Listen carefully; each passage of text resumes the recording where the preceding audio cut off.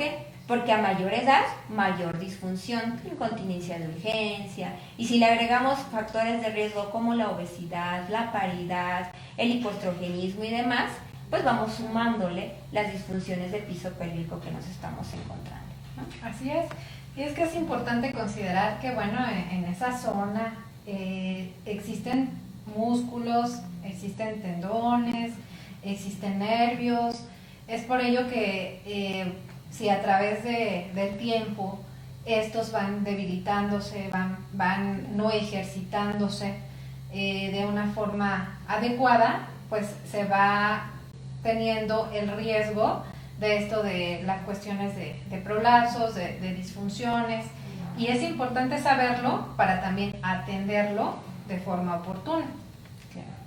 En términos generales, ¿cómo pudiéramos clasificar también este tipo de disfunciones?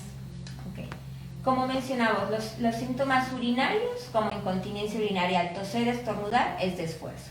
Me ganan las ganas de ir a orinar, vejiga hiperactiva, incontinencia urinaria de urgencia.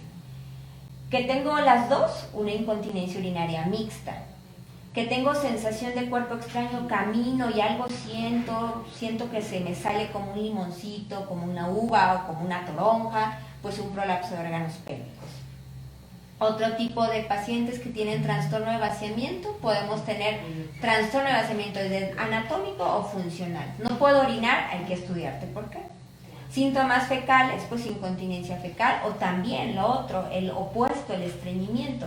¿Cuántas pacientes no sufren de estreñimiento y realmente así viven dependientes de laxantes sin haberse estudiado? Entonces, o una combinación de todo lo que acabamos de mencionar. Para hablar de disfunción de piso pélvico o patologías de piso pélvico, prácticamente es un mundo en el sentido de lo urinario, lo fecal o lo sexual. Pero es importante, y digo, la realidad en el manejo es no dejar una u otra al aire, sino que poder tratar, a lo mejor la paciente le batalla más con la incontinencia urinaria, oye, pero también tengo incontinencia fecal, y solo le trates la urinaria, no, hay que abordar todo porque finalmente es una disfunción de piso pélvico, que sea de la parte fecal sí, pero no por eso es menos importante, ¿no? Así es. Y es que obviamente también en esta zona pues convergen el sistema urinario, las áreas ginecológicas, todo esto es un componente que también se tiene que valorar y diagnosticar de forma conjunta para saber también qué es lo que está más afectado. En este sentido, ¿cómo sería el protocolo diagnóstico en las pacientes? Primero es clínico, es identificar. Aquí donde hay un parteaguas es que la paciente vaya, se atienda. Si la paciente va porque la presión alta, que porque es diabética, que y demás, como primer contacto como médicos tenemos que también ver o preguntar la parte sexual, preguntar los síntomas urinarios o los síntomas fecales. Primero es identificar a aquel paciente que no va a llegar como primera instancia a decirte tengo incontinencia urinaria, sino es buscar. Uno es el paciente que busque ayuda porque tiene incontinencia urinaria, porque le batalla para orinar, porque se le salen los gases, etc.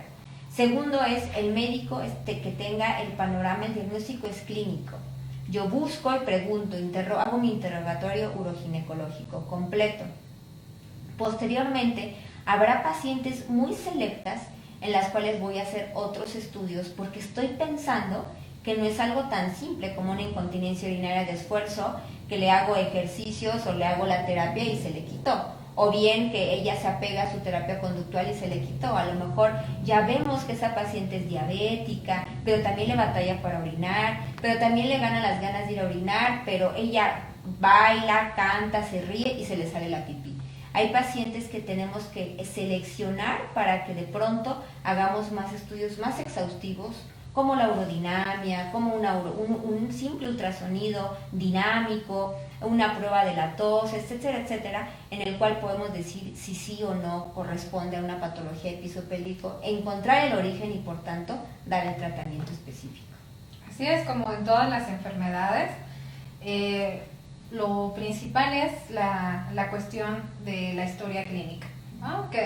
¿Cuáles son los síntomas, los datos, por qué está pensando que tiene esta enfermedad?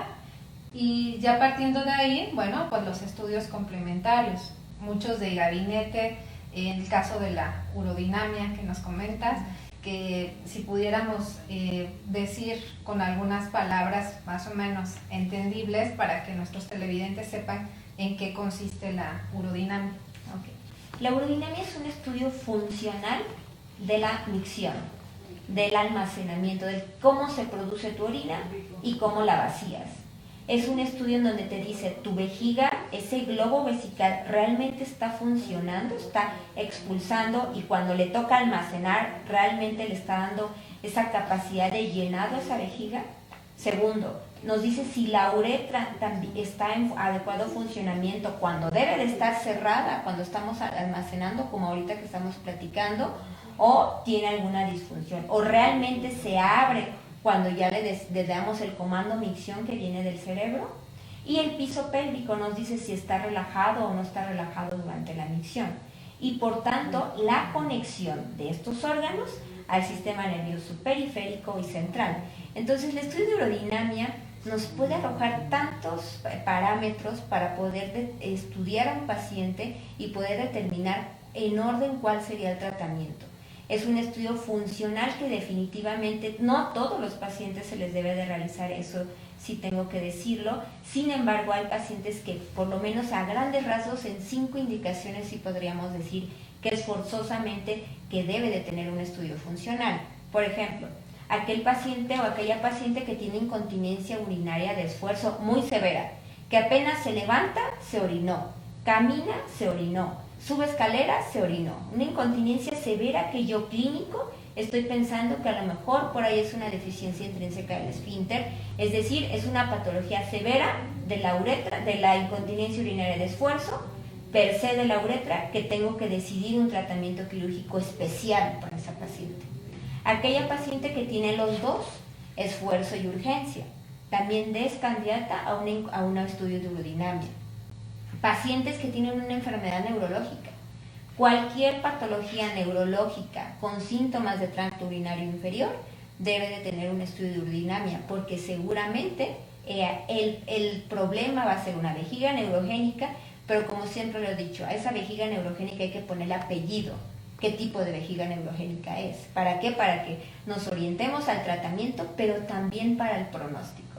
Cuarto, aquella paciente que tiene un prolapso de órganos pélvicos, que tiene la sensación de cuerpo extraño, tiene una bola del tamaño de una naranja, por ejemplo.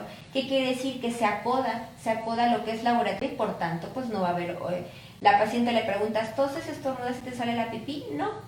Pero cuando ya corregimos todo a su lugar, puede ser que exista una incontinencia urinaria, que en este caso la llamamos oculta, porque la paciente lo niega, pero la vas a operar, le vas a hacer un manejo, tienes que hacer el estudio de urodinamia para que le encuentres, si es que ya mañana que la terminaste, ya mañana que está en tus primeras 24 horas de operada, no vaya a toser, estornudar y se le salga la pipí y puedas tomar una decisión quirúrgica a tiempo.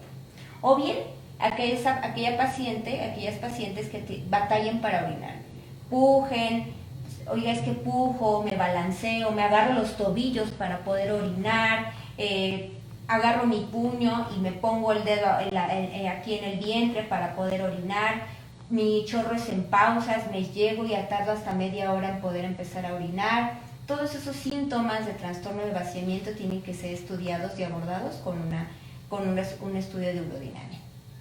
Así es, que nos va a dar pues mucha información por lo que estamos viendo, y aunado a esto quisiera como que comentáramos también los estudios de electrodiagnóstico, por ejemplo, que en el caso del protocolo de estudio de estos casos, pues a veces la función neurológica es la que está afectada, a veces son nervios propiamente de la región del piso pélvico, o el problema viene de columna. Hay casos también de pacientes, que tuvieron algún accidente, algún traumatismo que afectó esa zona, y entonces el estudio de electrodiagnóstico, que por cierto los médicos de rehabilitación también realizamos, pues nos da la información para saber tanto de la parte diagnóstica, qué nervios serían los que están involucrados en este caso, y también la parte pronóstica,